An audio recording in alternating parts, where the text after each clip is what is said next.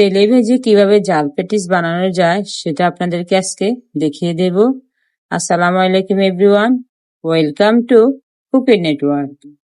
এই প্যানেতে আমি কিছু পরিমাণ তেল দেব, আর তেলটা একটু গরম হয়ে আসলে আমি এর মধ্যে কাঁচামরিচ আর পেঁয়াজ কুচি দিয়ে দেব। হাফ চামচ লবণ দিয়ে পেঁয়াজ আর কাঁচামরিচটাকে একটু ভেজে নেব। আমি এখানে কিছু চিকেন আগে থেকে কেটে রেখেছি, আর সেগুলি পেঁয়াজের মধ্যে দিয়ে ভেজে নেব। উল্টিয়ে পাল্টে একটু ভেজে নেব যাতে চিকেনের কাঁচা গন্ধটা চলে যায়। এবার দিচ্ছি 1 চামচ রসুন বাটা, আর 1 চামচ আদা বাটা, সামান্য হলুদ গুঁড়ো আর সামান্য লাল মরিচের গুঁড়ো। এবার সবকিছু একসাথে দিয়ে আমি আবার একটু নেড়ে ছেড়ে দিব যাতে চিকেনের কাঁচা গন্ধটা চলে যায়। হাফ চামচ থেকে কিছু কম আমি এখানে জিরা গুঁড়ো দিচ্ছি। এবার ছোট করে কিছু কেটে রাখা গাজর আর কিছু আলু আমি এখানে দিয়ে দিব। এবার সবকিছু একসাথে আবারও ভালো করে মিশিয়ে নেব। এবার সামান্য দিচ্ছি কিছু গরম মশলার গুঁড়ো। এবার কিছুক্ষণ নেড়ে ছেড়ে আমি ঢাকনা দিয়ে কিছুক্ষণের জন্য ঢেকে রাখবো যাতে করে রান্নাটা তাড়াতাড়ি কুক হয়। চিকেন গুলো ভেজে নেওয়া শেষ, এবার নামিয়ে ফেলবো। আমি এখানে যে পেটিসটা বানাবো তার জন্য কিছু ডো আমি আগে থেকে করে রেখেছি, আর রুটিটাও বেলে রেখেছি। এই রুটির উপর কিছু পরিমাণ তেল দেব, আপনারা চাইলে ঘিটাও ইউজ করতে পারেন। এবার কিছু ময়দা আমি ছিটিয়ে দেব।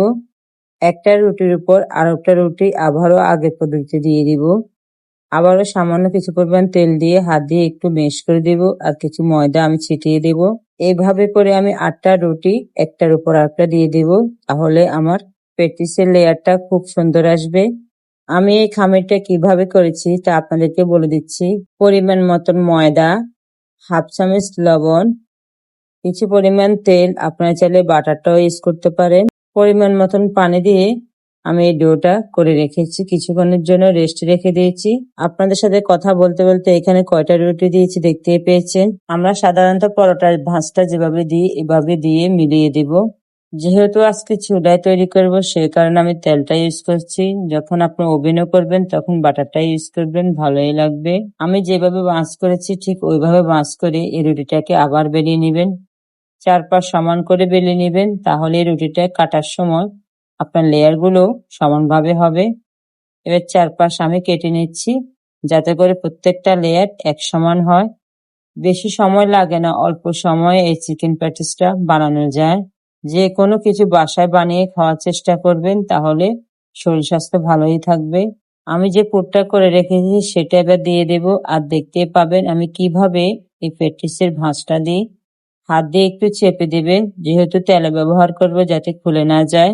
ওভেনে দিলে এত কিছু লাগে না। এবার একে একে সব প্যাটিস আমি তেলে দিয়ে দিব। তেলে দেওয়ার পর দেখতে পাবেন প্রত্যেকটা লেয়ার কিভাবে সুন্দর হয়েছে। ঠিক ওভেনে দেওয়ার পর লেয়ার যেভাবে হয় সেভাবেই হয়েছে, একটা লেয়ার কিন্তু খুলে যায়নি। এবার এগুলাকে আমি উল্টিয়ে দিব। এই প্যাটিসটা ভাজার সময় আগুন একদম লো হিটে রাখতে হবে যাতে করে প্যাটিসটা ভিতরে একদম মচমচে থাকে।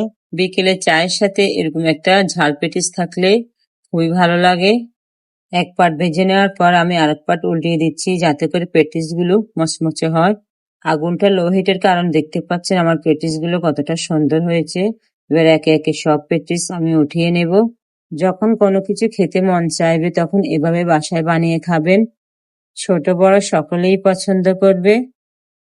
আজ এ পর্যন্ত, সবাই ভালো থাকবেন আর আমার চ্যানেলের পাশেই থাকবেন। আল্লাহ হাফেজ।